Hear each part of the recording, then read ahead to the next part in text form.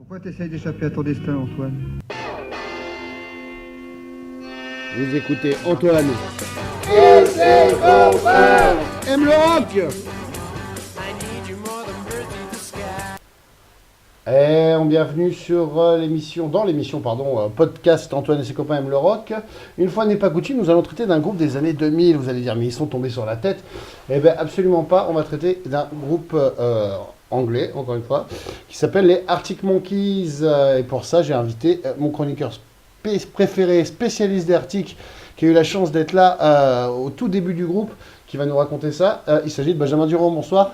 Bonsoir Antoine. Bonsoir Merci de ta venue ici. C'est drôle de se retrouver à Limours quand même, parce que c'est pas une ville qu'on fréquente beaucoup, mais là on y est, donc on va profiter pour faire un petit podcast. Voilà. Alors, qu'est-ce qu'on peut dire des Arctic Monkeys et d'Alex Turner et tout ça? Comment commencer? Vas-y, je te laisse commencer le podcast, quoi.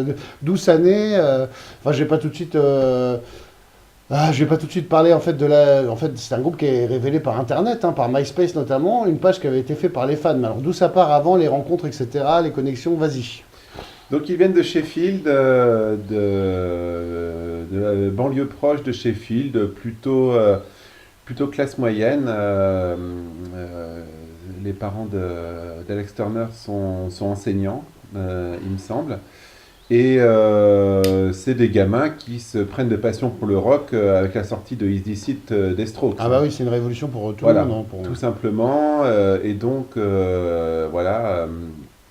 ils décident de se mettre à la musique les uns les autres peu de temps après que les Strokes soient apparus. Et vu que la vague des Strokes amène les Libertines en plus en Angleterre, surtout les Libertines dans un premier temps, ça redonne le goût aux jeunes d'acheter des guitares. Ah, c'est ça qui est marrant, c'est qu'apparemment au début ils avaient tous une guitare, donc c'était un peu, ils avaient que des guitares, c'est-à-dire que le batteur avait une guitare, que tout le monde avait une guitare, et il a fallu un peu que chacun dispatche ses rôles, si j'ai bien compris ce que j'ai lu il y a quelques années. Oui. Et Alex Turner n'était pas du tout prédisposé à chanter au départ, mais il y avait un chanteur en fait, c'est ça? Ouais. Mais c'est lui qui écrivait les chansons. Ah ouais. Et donc, au bout d'un moment, c'est un peu l'histoire classique du groupe. Je sais que les Cure, par exemple, avec Robert Smith, ça s'est un petit peu passé comme ça. Bonhead écrivait aussi pour la première mouture d'Oasis aussi, avant que Noël... Oui, c'est vrai, mais lui, ses chansons n'étaient pas bonnes. Oui, d'accord. Pourquoi les chansons, les chansons d'Alex Turner sont tout de suite bonnes, il écrit tout de suite très bien, c'est ce que tu veux dire. Voilà. Non, ce que je veux dire, c'est que c'était pas forcément le leader qu'on allait avoir après. Du tout, et puis il avait vraiment aucune ambition de ça, donc c'est vraiment uniquement parce qu'il y avait que lui qui comprenait ses chansons, qui savait bien les tourner, etc., qu'il est devenu chanteur. Sur son expérience musicale, c'est assez intéressant parce que je crois que c'est quelqu'un qui aime la musique un peu comme toi et moi, en tant que fan, etc., mais comme beaucoup de jeunes et tout ça, mais c'est vraiment en fait c'est beaucoup de musique et d'écriture, on va dire, de Manchester qui va vraiment faire un déclic pour lui. Les Smiths dans un premier temps, qui n'était plus très plus tant écouté que ça. Enfin, il était un petit peu has-been d'écouter les Smiths, j'imagine, à cette époque. Parce que rappelons qu'Alex Turner est né en 86, juste pour la Voilà, il est né en 86. Pas forcément has-been, mais en tout cas, c'était pas des disques qui étaient présents chez tous ses copains, etc. On est quand même dans une Angleterre qui commence vraiment à écouter avec du retard, mais qui commence vraiment à écouter plus de hip-hop et tout ça. C'est une culture beaucoup plus hip-hop et jeux vidéo. Sur laquelle arrive donc cette renaissance du rock. Et Alex Turner, lui, il va vraiment puiser son inspiration d'écriture de chansons dans l'écriture des Smiths et dans sa découverte du poète rock de Manchester, John Cooper Clarke, qui est une influence qui va avoir des répercussions jusque dans la carrière récente des Arctic Monkeys. D'accord, donc le chanteur à la base s'appelait Glyn Jones, c'est un homonyme assez rigolo. Et lui, il va très vite laisser sa place parce qu'ils ne se sent pas assez bon pour le faire. Et puis parce que Turner, je crois naturellement, il y avait les autres sentaient déjà qu'il avait un truc en plus, quoi, qui était inévitable. Moi, j'étais jeune à l'époque et je me souviens que je supportais mal de voir les Arctic Monkeys tellement, en fait, je me rends compte aujourd'hui qu'ils étaient talentueux et que ce mec-là, là devant, écrivait des chansons absolument radicales et différentes. Et tu parlais de hip-hop, mine de rien, dans les articles et dans sa façon de scruter les mots. Il y a aussi quand même cette culture dans laquelle il a baigné. Hein.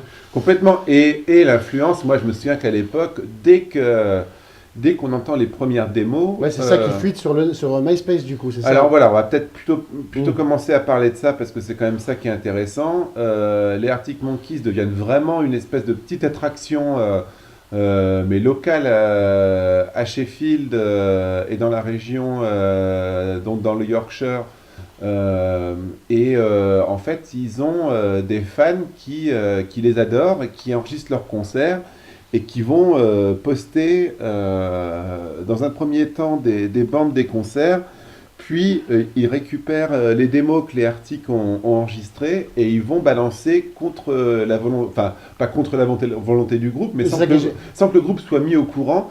Ils vont balancer les démos qu'ils ont récupérées. C'est ça qui est génial, c'est qu'à l'époque, moi j'avais un MySpace avec mon groupe, etc. Jamais, on n'était pas assez bon pour que les fans ouvrent un MySpace sur notre groupe, etc. C'était toujours les groupes qui mettaient les morceaux. Et là, c'est carrément cette communauté de fans de Sheffield et du Yorkshire qui va vraiment les pousser malgré eux. Dans un premier temps, c'était même pas MySpace, c'était vraiment des échanges de fichiers qui se faisaient sur les forums, sur les forums. De fans du rock, etc. Faut pas oublier que ça arrive aussi après les Libertines qui, à ce niveau-là, ont vachement révolutionné les choses parce que Pete Doherty avait énormément l'habitude de poster absolument tout ce qu'il pouvait enregistrer directement sur Internet. Et donc, c'est vrai que c'est avant tout Pete Doherty et les Libertines qui ont popularisé cette façon de faire. Et du coup, en Angleterre, il y avait vraiment une espèce d'euphorie comme ça à balancer la musique qu'on aimait bien, surtout pour les petits groupes, dans ce moment qui a été quelque part la dernière épiphanie de rock à guitare qu'on ait pu aujourd'hui vraiment en tout cas, ouais. Et du coup, il va y avoir, grâce au succès de MySpace, les tabloïds et la BBC qui va s'intéresser un peu à eux. Il y a un premier single qui sort, et ensuite il y a le premier EP qui s'appelle 5 Minutes with Arctic Monkeys, avec seulement un EP, c'est marrant, ils appellent ça un EP alors qu'il y a 2 chansons sur ce truc. Ouais, mais qui sort sur iTunes, qui est un truc autoproduit, avec...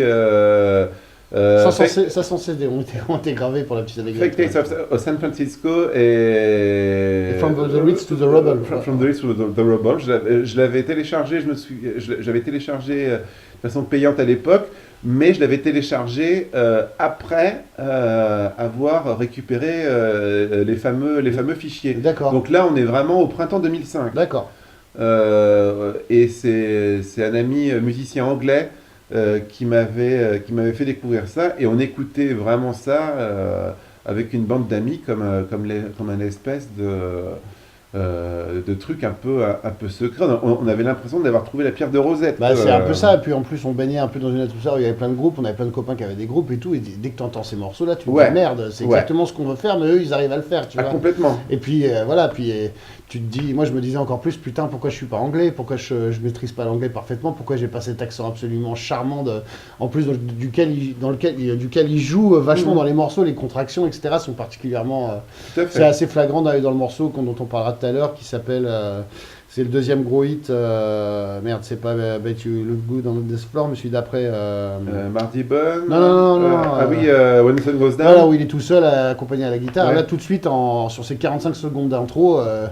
tu sais que tu as affaire à un mec qui va parler, qui va nous parler pendant des années. Celle-là, When the Sun Goes Down, qui s'appelait à l'époque Scummy, je me souviens, sur la première démo. Ça, dès qu'on entendait ça, tout de suite, il y avait une identité, une personnalité dans le chant qui, non, mais c'est incroyable, qui était folle. Et une fois de plus, on était quand même à une époque où on était quand même très c'était les débuts, mais on se demandait ce que les Strokes, comment les Strokes allaient évoluer, comment les Libertines allaient évoluer, même s'ils étaient déjà plus ou moins splittés. Même les Stripes. Il y avait la deuxième vague qui venait d'arriver avec des groupes comme Franz Ferdinand ou Bloc Party, etc. mais qui décevait assez rapidement. Et là, tout d'un coup, on a un truc. Et puis surtout, ce qui est très, très amusant, parce que c'est une époque aussi pré-YouTube, ce qui veut dire que c'est une époque où on n'a que la musique et où on n'a pas d'image. Et je me souviens que moi, j'ai écouté les Arctic Monkeys pendant à peu près 6 mois, sans avoir aucune idée d'à quoi ils ressemblaient. Mais ils sont asiatiques, tu vois, c'est un peu comme Eric Clapton qui écoute Chuck Berry, qui se rend compte qu'il est noir 5 ans après avoir écouté ses disques. Et c'est marrant à l'ère où on a tout, où tout est basé sur l'image. Donc les Arctic ont du mal à trouver un label qui leur demande pas un peu de modifier un peu des trucs dans leur... et donc ils vont finir par être signés chez Domino's. Et finalement, le premier album qui sort, Whatever People Say I Am, That's What I'm Not. Il y a d'abord... C'est déjà les chansons que tu avais toi en démo. Oui. C'est déjà... la moitié, et l'autre moitié qui a été enregistrée par la suite, etc. Mais il y a quand même déjà, il faut le signaler, il y a le premier single de Domino qui sort, qui est I Bet That You Look Good on the Dance Floor, et ils font une tournée à guichet fermé. À l'époque, en Angleterre, ils remplissent l'Astoria qui existait encore, qui fait quand même 1200 places. Ils le remplissent alors que leur single n'était pas encore sorti. C'est quand même quelque chose d'assez incroyable. Et ils font la première date à Paris à laquelle j'ai le plaisir d'assister à l'Olympia dans le cadre du Festival des Inrocks. Ah bah tiens, c'était en novembre 2005 et si mes souvenirs sont bons, l'affiche complète, c'est eux qui commençaient. Ah ouais, donc c'était à 17h quoi. Non, de 19h. Et c'était l'affiche complète, c'était Arctic Monkeys, Editors, Devendra Banhart et Anthony and the Johnsons. Ah bah d'accord, dis donc, tu vois qui on retire de cette affiche aujourd'hui. C'est drôle. C'est assez rigolo. Donc il se passe un truc incroyable, c'est l'album qui sort et qui se vend, alors que tout le monde avait déjà les morceaux, l'album est hyper attendu et dès qu'il sort c'est genre, c'est une rafale, ça bat tous les records. Je crois en une journée ils en vendent, j'ai plus les chiffres exacts en tête, mais c'est ils éclipsent des artistes comme Sugar Babes ou Robbie Williams et ils prennent le contrôle du pays si je peux m'exprimer ainsi. En fait, il 20 ans, à 20 ans, il a le premier album, oui, il a 20 ans en janvier 86, il a en janvier 2006 donc c'est à mon avis, il fait partie des trois plus grosses sorties de premier album de l'histoire du rock, les deux autres étant le premier Stone Roses et le premier Oasis. Et après ça a été battu, je sais plus par qui, mais par une je crois que c'est Leona Lewis. Non, mais voilà, c'est pour dire que l'industrie, enfin qu'on est dans une sale période. Mais bon. Et Leona Lewis, en plus, était une chanteuse sortie d'un télécrochet. De X Factor. C'est comme en France, les meilleures ventes, à cette époque-là, c'était les trucs de la Star Academy. Voilà, donc non, mais je veux dire par là que c'est quand même, faut comparer ce qui est comparable aussi. Je suis d'accord, non, c'était juste pour la petite anecdote. Du coup, aux États-Unis, ça sort, mais je crois vraiment le chiffre exact, c'est 35 000, ils en vendent aux États-Unis. Ah oui. Et bon, alors après, je sais pas trop ce que ça représente dans les années 2000, mais bon, c'est quand même pas si mal. Et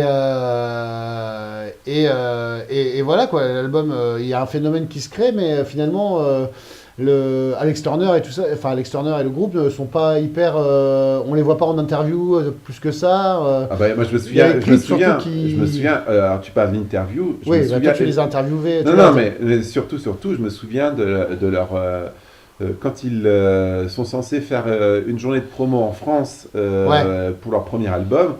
C'est à mourir de rire parce que les journalistes sont convoqués au Parc des Princes. D'accord. Ils proposent de faire la série d'interviews au Parc des Princes. La conf quoi. Et en fait, le jour, et j'étais censé la faire, il me semble. Enfin non, j'en suis même sûr. Et on m'appelle le matin de l'interview pour me dire on a perdu les Arctic Monkeys. C'est-à-dire, on ne sait pas où ils sont dans Paris, quoi. On ne sait pas où ils sont. Et effectivement, et tu crois que c'est un coup de com', ils ont fait. Ah non, je pense qu'ils étaient juste flippés. Tu crois qu'ils se sont débinés? Ils étaient flippés, ils savaient pas quoi dire. Et en fait, ils ont complètement séché tout le truc d'interview. Ils sont partis se balader.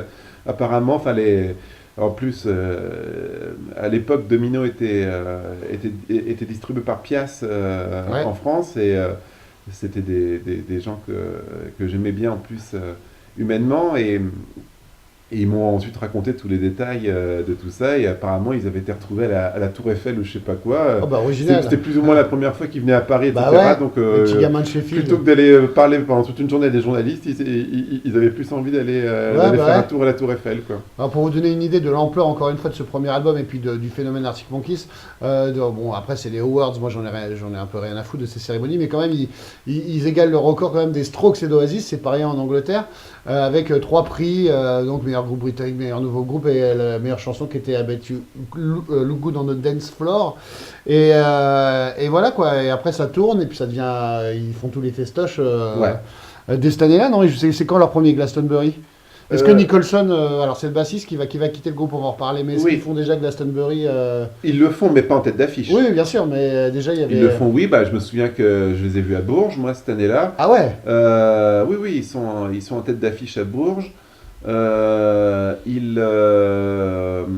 puis à Paris, la plus grosse salle qu'ils font sur cette tournée-là, je crois que c'est le Bataclan ensuite. Il doit y avoir un Trabendo aussi, je me demande. J'ai dû les voir d'ailleurs au Trabendo. Tu les as vus plein de fois en fait, du coup, dès l'époque du premier album. À l'époque du premier album, j'ai dû les voir 3 fois. Et du coup, ils jouent leur album entier? C'est parce que ça n'a pas duré les concerts. Non, ça durait 45 minutes. Ouais, c'est ça. Et ils font qu'il n'y a pas de reprise, il n'y a pas de... Non, d'accord. Non.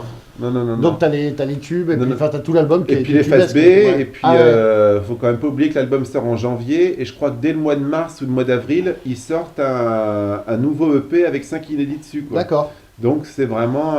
ça mitraille, quoi. Ah, ça mitraille grave, et c'est effectivement assez impressionnant, et surtout c'est l'enthousiasme qu'il y a autour de ce groupe qui est de toute façon, en Angleterre qui est complètement phénoménal, quoi. C'est assez évident, tu regardes des prestations de 2006-2007, tu vois le petit Alex Toom qui a une belle gueule en plus, et puis je sais pas, enfin, c'est vraiment une musique qui est différente de celle des Strokes, etc. Au niveau de l'énergie, ça va vite, les chansons sont hyper bien ficelées, découpées, mais pas artificielles, enfin, c'est un son brut, c'est des parties de guitare incisives, un batteur qui déboîte, enfin, c'est vraiment impressionnant, quoi. Et puis c'est dansant, et c'est rock, et puis c'est des jeunes, quoi, tu vois. Donc, mais après moi qui avais 4 ans de plus, tu vois, c'était un truc que j'avais du mal à digérer. C'est après que j'ai compris, quand je me suis un peu calmé sur mes aspirations à devenir moi-même une rockstar, là j'ai compris le truc et je me suis dit, bah ouais, voilà, c'est la place, c'est pour eux.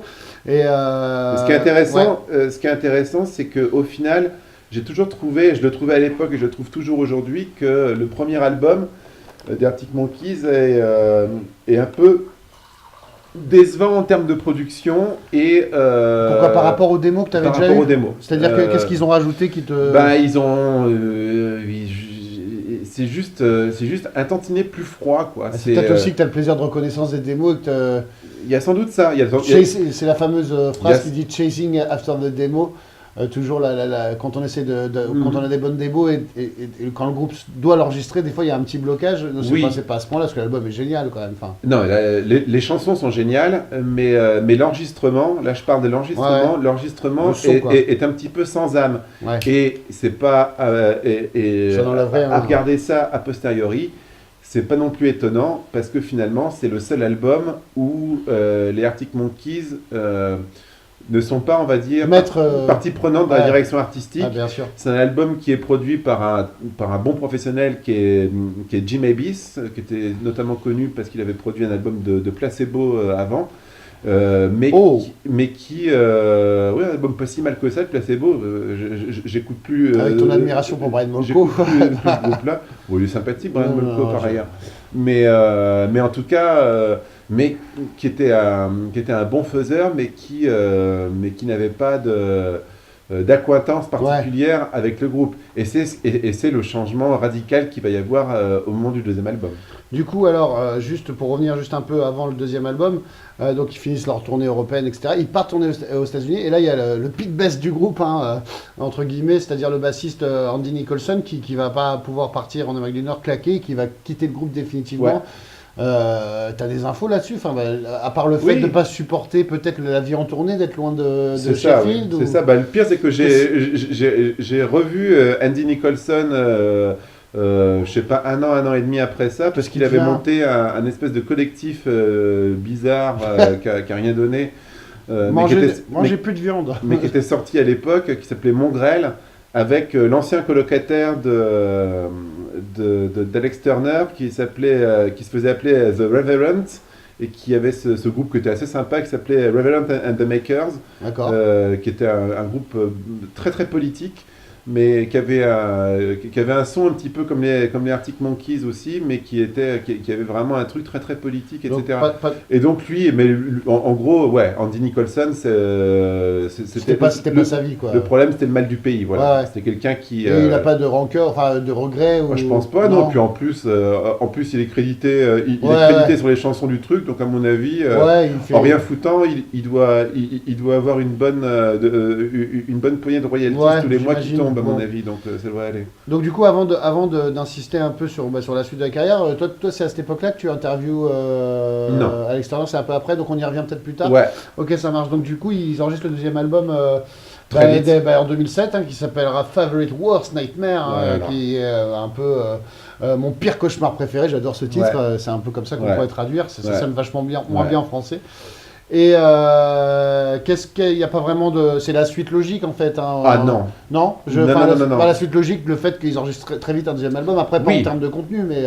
Ah oui, ils enregistrent très très vite, mais je me souviens, on reçoit le single de Brainstorm d'Office, et tout de suite... c'est déjà un choc stylistique. C'est moins tubesque quand même, non ? Par rapport aux deux premiers fers de lance qui sont sur l'album. Enfin, après, de toute façon, si tu veux parler dans ce sens-là, de toute manière, c'est ça qui va être. Ils ont un premier pic au premier album, et après ça va doucement descendre. Dès le deuxième. Ils vont, on va en reparler, mais de toute façon. Le deuxième album ne va pas réatteindre le pic du premier album en termes de spontanéité, de popularité, etc. Mais en termes qualitativement, je trouve le deuxième album vachement au-dessus. Il progresse dans l'écriture. Il est d'une maturité, le single Brainstorm est quand même complètement incroyable, cette espèce de surf rock très très violent. Avec la voix de Turner complètement magnétique qui fait ça. Le clip est absolument sublime, et c'est un morceau d'entame de concert extraordinaire. Et en fait, ils sont venus faire à Paris un concert de rodage à l'Élysée-Montmartre. Avant que l'album sorte. Avant que l'album sorte, et moi j'ai découvert les chansons à ce concert sur scène comme ça. Génial. Et je me souviens du deuxième single, si tu peux remonter un peu, de Fluorescent Adolescent, découverte à l'Élysée-Montmartre. Je me suis dit, putain, ils ont fait leur obladi oblada, quoi. Ah, déjà, tu veux dire que c'était un côté un peu, pas cucu, mais... Non, mais le côté refrain, refrain bébête, etc., et puis qui marche tout de suite, et tout ça, j'ai fait, waouh, putain, ils sont forts, quoi. Donc, entre-temps, ils recrutent donc Nick O'Malley à la basse, qui est toujours là, d'ailleurs. Ouais, adorable personnage, d'ailleurs. Donc, le mec a eu le bon plan, quoi, le bon taf, ça, c'est clair. Un mec de Sheffield aussi, d'ailleurs. Donc, du coup, les ventes sont moins spectaculaires, mais pour toi, donc, c'est quand même encore... Et donc, pour la petite anecdote, comme on dit qu'Alex Turner écrit tout, mais c'est quand même signé les Arctic Monkeys. Oui, et il y a d'ailleurs Fluorescent Adolescent est aussi coécrite au niveau des paroles avec sa petite amie de l'époque. D'accord. Donc. Toi, tu cherches le nom, c'est ça? C'est pas très grave. On aurait pu le noter, mais si tu avais mis la page en anglais, ça serait mieux. Mais voilà. Une énorme variété sur ce disque-là, et puis des chansons incroyables, comme Do Me a Favor, la chanson finale 505, qui ouvre vers la suite, puisque c'est une chanson sur laquelle apparaît à la guitare Miles Kane, qui va faire partie de l'aventure suivante de la Shadow Puppet, j'allais en parler, de Alex Turner. Ouais, donc du coup là il y a une petite pause pour le groupe, enfin une pause très courte, mais du coup il va s'engouffrer. C'est un peu c'est ces Anglais, enfin pas que ces Anglais, parce que je pense à Damon Albarn qui avait plusieurs projets, Jack White qui avait 3 groupes, etc. C'est un peu la génération. C'est anglais, Jack White. Oui, c'est pour ça que je dis c'est pas que les Anglais, mais vraiment les mecs, des bosseurs qui ont plein d'énergie et qui dès qu'on a un creux, paf, ils en profitent pour faire un projet un peu plus perso et Ce qui est drôle, c'est ambitieux. que quand tu parlais de ça à Alex Turner, il disait ouais. Moi, je trouve pas. Oui, Regarde, bah. on fait un album en un an, les Beatles, ils en sortaient 2 en un an. Ouais, c'est vrai. Ouais, mais dans les codes d'aujourd'hui, c'est assez, c'est Non, des bosseurs. bien quoi. sûr. Mais du coup, c'est un peu. Ouais, En non, fait, ça- Turner, c'est là où. Enfin, et puis ça s'est révélé par la suite, mais en fait, le groupe est vraiment arrivé au bon moment pour ça parce que ils ont plein d'avantages.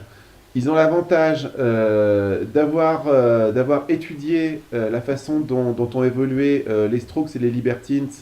Et je pense qu'ils ont. les Libertines, oui, ils sont même déjà plus là. Hein. Ouais, mais même les Strokes, ils ont senti qu'au niveau des Strokes, que le groupe, Plonger un peu. de façon interne, il y avait une dynamique de groupe qui était un peu malsaine. Ouais. Et donc, ils ont essayé Lutter. de resserrer les boulons, de serrer les boulons entre eux et de pas se tirer la bourre. Les Libertines avaient 2 problèmes. Oui, les Karl Barat et Pete Doherty. Non, et puis aussi le fait d'être complètement sur les spotlights à Londres, Ouais. mine de rien. Le saut sur scène à Sheffield. Si les groupes provinciaux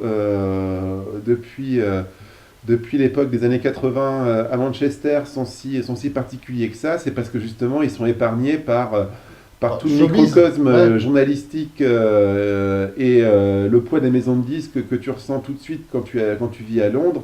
Et eux, ils ont su vachement se libérer de ça en restant proche de leurs racines à Sheffield. Et on sent vraiment dès ce 2e album qu'Alex Turner a sa vision.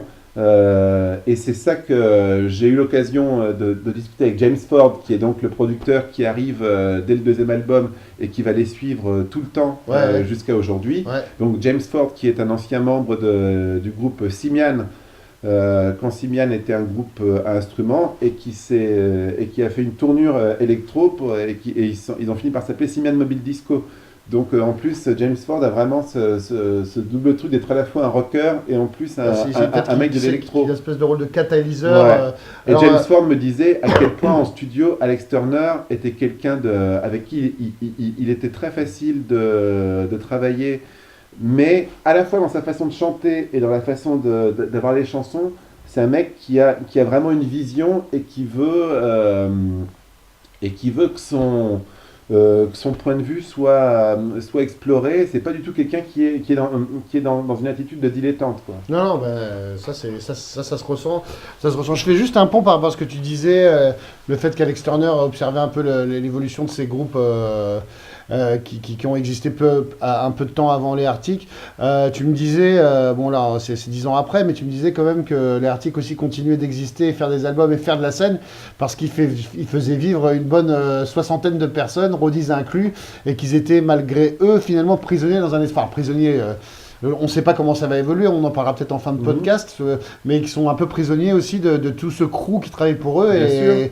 Et s'ils s'arrêtent, il y a 60 personnes et 60 potes, je pense que c'est assez une famille qui s'arrête de bosser. Bien Quoi. sûr, oui, oui. Enfin, je veux dire, c'est moins la problématique de Paul McCartney ou de Robbie Williams, je veux dire. Donc, est-ce que tu crois Bah, surtout que eux, c'est des gens qui sont avec eux depuis le départ. Il faut aussi signaler, et là, j'ai pas son nom sous les yeux, mais le rôle très important de leur discret, mais apparemment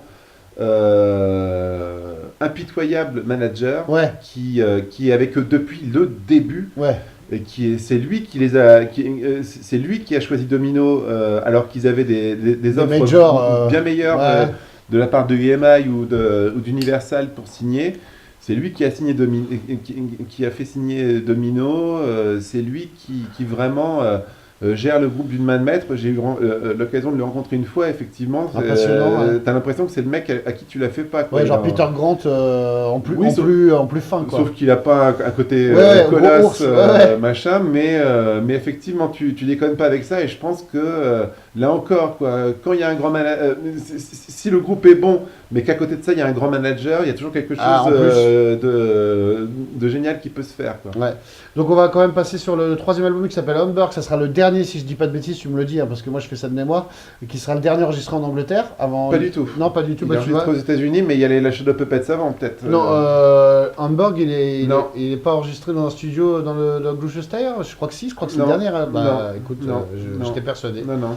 Hamburg est enregistré aux États-Unis dans le studio de Josh Homme.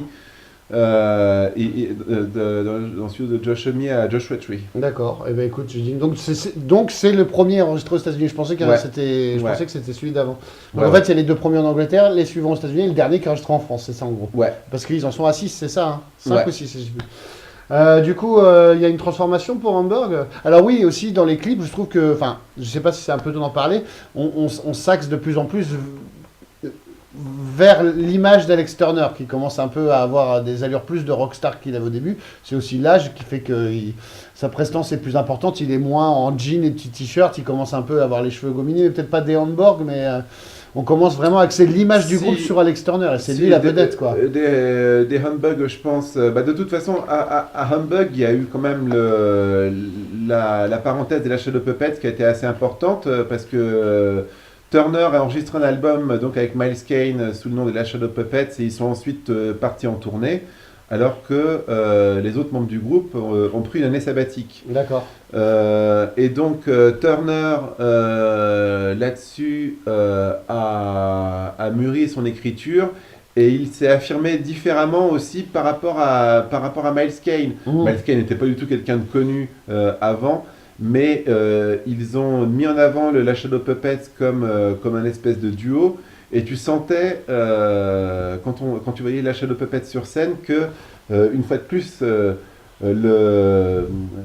Turner la lumière, devenait de plus en plus cette espèce de sphinx. Ouais. Alors que Miles Kane, c'était vraiment le mec qui était content d'être là, qui était très enthousiaste, etc. Et Turner, en plus, très possédé, pénétré par le côté très profond des chansons de la Shadow Puppets, par l'esprit de Scott Walker ou du Bowie des années 60 et tout ça.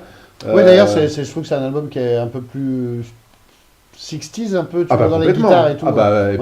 Et puis de façon complètement délibérée. Oui, c'est assumé, non, mais c'est pour ça qu'il est chouette celui-là. Leurs influences, c'est vraiment le Bowie 60s et Scott Walker, les influences de Turner et Miles Kane. Donc... il va vraiment aller là-dedans et je pense que les autres écoutent beaucoup de gros rock à guitare et quand ils se retrouvent, ils veulent... il y a l'influence des Queen of the Stone Age qui est importante. Voilà, et c'est d'ailleurs pour ça qu'ils vont enregistrer avec Josh Homme, donc à Joshua Tree, donc Humbug qui là déroute un petit peu le public anglais. Parce qu'effectivement, c'est un album très marqué par ce qu'on appelle le rock stoner, donc des guitares très lourdes, des rythmiques un petit peu beaucoup moins frénétiques et beaucoup plus pesantes, avec un peu l'ambiance du désert. Et là, c'est vrai que Alex Turner est vraiment change complètement d'imagerie, quoi. Sa coupe de cheveux déjà qui devient un peu un peu une banane, quoi. Ça c'est après. C'est après. Non, il a les cheveux longs au moment de Humbug. Je mélange un peu, ça arrivait tellement vite tout ça. Il a les cheveux longs en 2009 et les claviers commencent à faire un petit peu leur apparition. D'ailleurs, sur scène, il y a un clavier qui vient maintenant renforcé. Mais déjà, sur la tournée Humbug, il y avait un clavier déjà. C'est pas le prod qui vient d'ailleurs au clavier, non ? Non, le prod, James Ford, par contre, jouait de la batterie avec les Shadow Puppets sur le premier album. Okay. Mais non, il a jamais tourné avec l'Arctic Monkeys, James Ford. D'accord, donc là, ils enchaînent sur l'album... Suck It and See, quoi, qui est enregistré encore aux États-Unis, en Californie. Et donc la collaboration encore avec Josh Homme des Queen of the Stone Age. Alors, il apparaît sur un titre. Il apparaît sur... C'est James Ford qui produit, oui, mais... All Around Stones, mais c'est James Ford qui produit le truc. Et là, j'ai envie de revenir sur le côté image de Turner, parce que je pense que le truc, ce qui est vachement important, et ce qu'on sent très important sur Suck It and See, c'est sa liaison avec la Hit Girl que tout le monde connaît et dont évidemment j'ai oublié le nom. Mais bref. Peu importe, si ouais. on pouvait, ben ouais. Non, ouais. Mais donc bon, donc une fille très très en vue sur tous les podiums de mode, etc., présentatrice de télé, etc., qui va vachement lui mettre en jeu sa confiance en lui, je pense, et sur laquelle il va avoir une vraie réflexion. Alexa Chung, Ouais. bien sûr, avec Alexa Chung, et il va vachement changer son apparence par rapport à ça, et quelque part se rétracter encore plus, et aller un peu plus dans l'introspection. Et en fait, dans Suck It and See, on sent que la relation va pas bien. Ouais. Suck It and See, c'est vraiment l'album qui traite de la façon la plus grave des rapports amoureux. Ouais. Avec, moi, à plein d'égards, c'est peut-être mon album préféré des Arctic Monkeys, même D'accord. si... Ah, le dernier quand même. En fait, je les aime... non, mais... Ouais...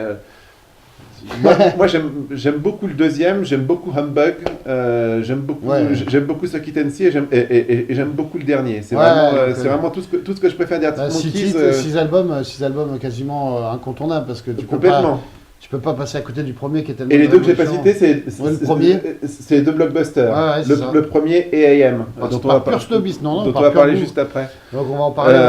Et alors pendant ce temps-là, ça continue à tourner à Donf. Bien sûr, c'est sur la tournée Suck It and See, je crois qu'ils font un espèce de triplette à Paris où ils font, je crois qu'ils font Casino de Paris, Olympia et Zénith, pas mal. en 3 jours de suite. Ah bah tiens. Quelle bonne idée. Donc ça devait être assez sympa, mais non, c'est un album superbe, et toi qui parles souvent de face B, etc., je crois que la face B de Suck It and See mérite de figurer parmi les meilleures face B de l'histoire du rock, parce que là on a vraiment une succession de chansons de Turner, mais complètement folle, quoi.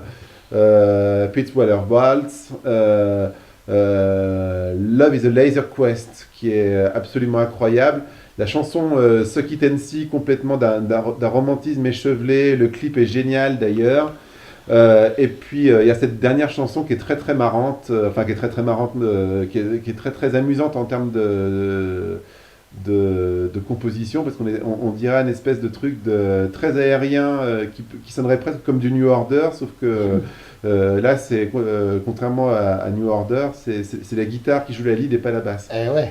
Ouais, ce qui est pas plus mal. Alors juste pour faire le pont entre l'album d'après qui va être AM, il y a quand même cette participation pas anecdotique aux Jeux Olympiques de Londres, où ils sont quand ils sont quand même amenés à jouer donc leur premier single I Bet You Look Good on the Dance Floor, et la reprise des Beatles Come Together. Bel impact, et ça en dit long aussi sur l'importance que le groupe a pris en Angleterre et ailleurs, parce que ça a été retransmis partout. La publicité est géniale, quoi. Évidemment. Et ce qui est effectivement le bon plan, c'est que notamment pour enfin conquérir le marché américain, parce que là sur Suck It and See, c'est vraiment leur but sur la tournée Suck It and See, c'est d'essayer de conquérir le marché américain. Ils vont même aller jusqu'à faire ce qu'ils n'avaient jamais fait avant. Ils vont faire une tournée en première partie, enfin une double bill, mais ils jouent en première partie des Black Keys pour j'aurais préféré l'inverse, notamment pour pouvoir faire les Madison Square Garden. Tu veux dire que les Black Keys étaient plus importants en termes Bien sûr, aux États-Unis, en 2013, à l'époque où c'est un groupe à l'époque où El Camino sort, c'est un groupe c'est énorme. vrai qu'on entend ça partout. Et c'est un groupe énorme aux US à ce moment-là. Ouais. Et c'est vrai qu'en France, en tout cas, bon après dans les soirées, etc., on passait encore les morceaux du premier album, mais c'est vrai que finalement, ils tournaient moins dans les soirées dansantes finalement que les Black Keys avec El Camino et plein de morceaux. Je sais plus comment s'appelle ce morceau où on voit un espèce de Lonely Boy. Ouais, Lonely Boy, voilà, merci, c'est ça, avec le clip du Black Keys danse. Mais c'est une autre histoire. Donc la sortie de AM qui est intervenue en 2013, donc ils enchaînent vachement vite. Le 5e album du groupe et encore des collaborations toujours avec Josh Homme et un album donc que t'as pas cité dans tes préférés du coup. C'est bien le disque avec les je sais pas comment on appelle ça. Mais qui va être les palpitations du cœur ou je sais pas comment on appelle ça. C'est surtout la forme d'un soutif. Exactement. Voilà, c'est ça que je veux dire. Mais comme si c'était une pulsation de rythme cardiaque. Voilà. Donc celui-là, t'en penses quoi? Parce que là, on est encore dans un groupe à guitare, parce qu'il va y avoir une rupture vraiment majeure l'année dernière, où les guitares vont disparaître complètement et où on va pouvoir se poser la question du futur du groupe après pour... Celui-là, c'est vraiment l'album américain. Tout le groupe a déménagé aux États-Unis. Cette fois, ça y est. À ce moment-là, mais sur la côte ouest, parce que Alex Turner, quand il vivait avec Alexa Chung, vivait à New York. Il a écrit ce Kit and See à New York, mais une fois qu'ils ont rompu avec Alexa Chung, Alex déménage à Los Angeles. Ouais. Et donc là, c'est pour ça qu'il commence un peu à fréquenter un peu le showbiz, parce qu'on le voit notamment dans le Fonda des Stones, où il est invité, etc., aux côtés de plein de stars de Hollywood, quoi. Absolument. Donc il aime ça aussi, malgré le personnage qui est jamais très bavard, très loquace. Toi, tu l'as rencontré, il est comment? Il est assez réservé finalement. C'est pas un mec qui va faire des pirouettes et faire tomber un cendrier, quoi. Déjà, ce qui est notable, c'est qu'il aime pas du tout être interviewé tout seul. C'est-à-dire en général, il faut quelqu'un qui pose des questions. Non, j'ai bien compris ce que tu disais. C'est-à-dire qu'il préfère être avec le groupe? Je l'avais interviewé pour les Lâches de Puppets, donc il était avec Miles Kane. Quand je l'avais interviewé pour l'Arctic Monkeys, il était avec le bassiste Nick O'Malley. D'accord. Il a besoin d'un pote, quoi. Il a besoin, parce que sinon il est très très. Il n'est pas comme tant de chanteurs à estimer que les séances d'interview c'est les séances de psy gratos, quoi. Ouais, c'est assez intéressant. Donc effectivement, lui, un peu à la Dylan. J'ai jamais vu trop d'images de lui interviewé en télé ou quoi. Un peu à la Dylan, il considère que les chansons parlent pour lui, et il est plus intéressé par parler de pop culture, de parler de disques, que de parler lui de son écriture, etc. C'est des bons moments quand même que tu as passé. Évidemment. C'était dur, où tu sentais que tu ramais un peu. Oui, je ramais un petit peu. Je ramais un petit peu. C'est pas quelqu'un de facile, de simple à interviewer, mais au final. D'un côté, c'est pas un mec qui te sert toujours les mêmes grandes phrases bidons. Non. Comme peuvent être certaines. Non, il est assez économe et il est pas du tout agaçant, mais c'est pas un exercice qu'il apprécie. D'accord. Il préfère faire des chansons, c'est pas mal. Pour nous surtout, oui. Non, AM, c'est un méga blockbuster. Mais AM, c'est. Tu veux dire quand même en termes de vente? Ah, mais c'est incroyable. Les ventes, mecs de Domino me disent que AM, c'est plus vendu que le premier album. C'est dû à quoi? Parce qu'ils ont percé le marché américain. Ouais. C'est le fait qu'ils se soient installés là-bas, tu crois qu'ils jouent ou... Non, c'est aussi le contenu de l'album. Effectivement, l'album, là encore, c'est une dynamique parfaite parce que ils ont acquis une notoriété supplémentaire avec les Jeux Olympiques. Bon, faut déjà dire que il y avait...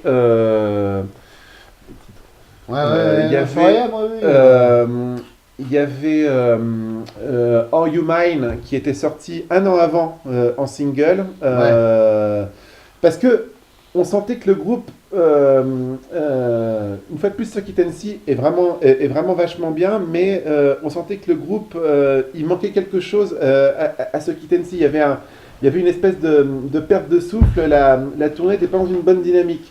Et avec Are You Mine, ils ont vraiment retrouvé une espèce de renouveau rock comme ça et tout ça. Et en fait, quand AM sort, dès la sortie du single de Do I Wanna Know, c'est un tsunami, quoi. Do I Wanna Know, c'est un truc, toutes les radios le passent. Et là, ils arrivent un peu à la hauteur des Black Keys avec ça. Ouais, exactement. Et notamment parce que, et je pense que c'est ça qui va... C'est quoi le clip, tu te souviens ou pas, non? Et ben justement, c'est un jeu uniquement sur les oscillations de la pochette. C'est ça, ok. D'accord. Je pense que le pari gagnant qu'ils ont eu commercialement et artistiquement, c'est de faire un album sexy. Ouais. Et ils vont tout miser. En général, ça marche bien les albums sexy. Non, ce que je veux dire, c'est que Bowie, son plus grand succès, c'est Let's Dance qui est sexy, dansant. Et est-ce que ça serait un peu le Let's Dance de Arctic Monkeys ou c'est complètement con? Non. Non, ouais. Non, tu vois non. ce que je veux dire? Oui, mais dans c'est la pas volonté de. C'est pas un album dansant, c'est un album sexy. C'est un album, oui, qui joue vachement un album très urbain, vachement influencé par le rappeur canadien Drake. Ah ouais, d'accord. Dont ils ont fait une reprise à cette époque-là d'ailleurs. Et oui, et puis dans des émissions de télé-radio aussi. Ouais. En live, ok. Et donc c'est un album qui va être beaucoup moins dans le songwriting très britannique et dans la mélancolie très romantique de Suck It and See, et qui lui va être un album beaucoup plus urbain. Il va revenir en fait à des choses moins personnelles et plus dans l'observation, un petit peu comme ce qu'était le premier album. Oui, bah parce que ça, c'est un peu l'observation de la société prolétarienne de Sheffield, des ouvriers, etc. Et là, quelque part, il fait un peu la même chose avec là, pour le coup, la société californienne, qui peut observer à Los Angeles. Et donc, c'est peut-être ça aussi qui touche à ce point les Américains. Et je me souviens à l'époque, je vivais en Angleterre, et je me souviens que les filles adoraient les Arctic Monkeys à ce moment-là. Depuis AM. Surtout avec AM, et il y a cette chanson qui avait fait le single, What You Only Call Me When You're High. Effectivement, c'est un truc tellement années 2000. Ouais, c'est ça, même. De ça, etc. De sex friend. Voilà. Et puis de pouvoir consommer du sexe à coup de texto finalement. Exactement. Et à coup de réseaux sociaux. Exactement, un peu facile comme ça. Et donc, voilà, tous les singles, donc Do I Wanna Know, One for the Road, Arabella. Celle-ci, c'est vraiment des énormes singles qui passent énormément en radio et qui, en termes de streaming sur les plateformes, vont faire des chiffres complètement insensés et vont... c'est leur plus gros succès finalement. Ouais. Et vont propulser l'album. En fait, et ce que les mecs de Domino me disaient récemment, c'est que AM porte complètement, a fait revendre les vieux albums d'Arctic Monkeys à côté desquels beaucoup de gens étaient finalement passés. Et en fait, aujourd'hui, les Arctic Monkeys financent à eux tout seuls tous les nouveaux artistes de Domino, quoi. Ouais, c'est ça. C'est incroyable. Encore une fois, ils peuvent vendre de disques. Cette énergie débordante et cette envie de produire, de faire plein de choses, d'être à l'affût de tout. Mais derrière ça, et c'est en ça que cet album est un peu bizarre, c'est que il est un peu bancal parce que derrière ces singles, il y a des petits trésors, il y a 3 pépites. Les albums tracks, ouais. Il y a 3 pépites en album tracks qui valent vraiment le coup. Même Number One Party Anthem est vraiment super, l'espèce de grande balade comme ça. Mad Sounds, qui est une espèce de... on a l'impression qu'il veut reproduire l'ambiance du 3e album du Velvet Underground. Ah bah dis donc. Il y a un morceau que j'adore absolument qui est Fireside, qui en plus a la participation de Bill Ryder Jones, l'ancien guitariste des Chorales. Et puis évidemment... Qui est ce soir en concert. Oui, à Paris. On est le 27 février juste pour dater. Et évidemment il y a la fameuse dernière chanson I Wanna Be Yours, qui est la mise en musique d'un poème très célèbre de John Cooper Clarke, donc le poète de Salford à côté de Manchester. Ah, pas loin d'Old Trafford. Qui est effectivement un magnifique texte de soumission amoureuse et qui là aussi va avoir un effet, va être très très populaire, notamment au sein de l'auditoire féminin. Alors là, qu'est-ce qui se passe d'un coup? Parce que du coup, il y a une période de silence, je dirais pas ça, mais en tout cas, il y a en tout cas la préparation d'un album qui est sorti donc l'année dernière, hein, si je dis pas de conneries, en mai, il y a moins d'un an. Et là, on part sur un truc complètement différent, les guitares sont complètement absentes, et pour moi, c'est la tarte absolue. Avec mes 4 références, je peux pas m'empêcher de rapprocher de ça d'un David Bowie, quoi, moderne. Il y a des similitudes avec Station to Station ou même Diamond Dogs. Ou Diamond Dogs aussi, ouais, complètement. Plus Diamond Dogs, t'as raison. Mais c'est un album génial qui a été composé vachement au piano et qui, pour une raison que j'ignore et que j'espère que tu vas pouvoir m'en dire un peu plus, a été enregistré en France. Donc c'est une rupture. Les États-Unis, ils viennent en France enregistrer peut-être par souci de tranquillité Oui. ou Oui. parce que le succès d'AM est tellement énorme qu'ils ont plus la paix et qu'il y a des fans qui traînent. Et là ils enregistrent, je sais plus, c'est au nord de Paris ou un truc comme ça. Oui, au studio de la Frette, non, c'est dans l'ouest parisien. C'est à Paris? Non, c'est dans l'ouest, dans la banlieue ouest. Ouais, d'accord, donc c'est dans l'Île-de-France. Ouais. Je pensais que c'était dans la banlieue ouest, c'est l'album notamment où Gonzalez avait enregistré l'album de comment s'appelle-t-elle, hein, j'ai vraiment plus. Bon, mais c'est pas, on va pas t'en vouloir pour ça. Voilà. Alors je sais pas, il compose au piano et ouais, c'est une espèce de pop lounge jazzy. Oui, apparemment, c'est un cadeau que le piano était un cadeau que le manager du groupe justement avait fait à Alex Turner pour ses 30 ans. Enfin, il a pas commencé à en jouer en ayant le cadeau, si? Non, il jouait un attends. petit peu de piano, mais du coup, avoir un piano chez lui, ce piano, ce grand piano chez lui, l'a fait partir dans cette espèce de concept un peu de science-fiction où il serait un espèce de Howard Hughes, comme ça complètement isolé, à un petit peu manipuler les choses, une espèce une ambiance très, très Kubrick, très de science-fiction un peu. D'ailleurs, à propos de Kubrick, on se demande si Suck It and See, c'est un tag qu'on voit, un graffiti qu'on voit dans le film Orange Mécanique. Donc voilà, on se demandait, moi je me demandais tout le temps si ça venait de là comme référence. Là, si tu parles de Kubrick, c'est que certainement ça entre quelque part dans un coin de sa tête. Donc ouais, la Frette, c'est à Paris, hein, en tout cas ils le mettent comme ça. Et c'est un album qui se laisse, moi j'arrive même pas à... En plus c'est l'époque où moi je réécoutais les trucs en vinyle, donc je faisais pas forcément attention à quel titre était quoi, mais l'album s'écoute d'une traite, juste quand tu te lèves pour tourner la face, mais c'est vraiment juste merveilleux, quoi. Puis la voix, et puis là, pour moi, là, c'est presque le premier album solo de Lex Turner. Est-ce que tu vois ce que je veux dire? Oui, tout à fait. Donc, est-ce que ça on peut ouvrir un débat? Est-ce que ça marque finalement la fin des Arctic Monkeys? Parce que finalement, après, ils ont tourné, mais lui, il se présente maintenant les cheveux gominés en mode crooner. Il prend toute la lumière. Il a rasé ses cheveux, là. Oui, depuis, mais à l'époque, l'année dernière, c'était encore comme ça. Est-ce qu'on peut penser que c'est juste un tournant que prend le groupe pour un album et qu'ils vont revenir aux guitares, ou alors que Turner va petit à petit devenir plus gros que le groupe de Sheffield? Ça va dépendre de l'entente au sein du groupe, je pense. Mais ce qui est certain, ce que cet album annonce, c'est ce dont on parle depuis le début, c'est que de toute façon, Turner restera toujours intransigeant par rapport à sa vision. Turner,